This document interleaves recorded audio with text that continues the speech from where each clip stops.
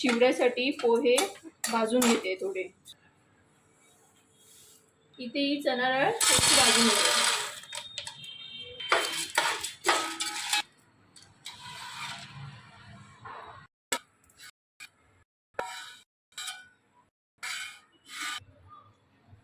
खोबरं फ्राय करून घेते.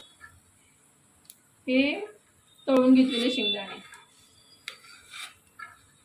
याची पत्ता काढते. हा धुवून घेतला तेलामध्ये आता हळद घालते. मिक्स करून घेऊया व्यवस्थित. मी ते आता याच्यामध्ये पोहे आणि बाकीचं आपण तळून घेतलंय ना ते याच्यामध्ये टाकते. थोडं चवीप्रमाणे आता मीठ घालून घेऊया. चवीपुरती साखर. आपला चिवडा रेडी झालाय बनवून. एकदम कुरकुरीत झालाय आणि चवीला पण मस्त झालाय.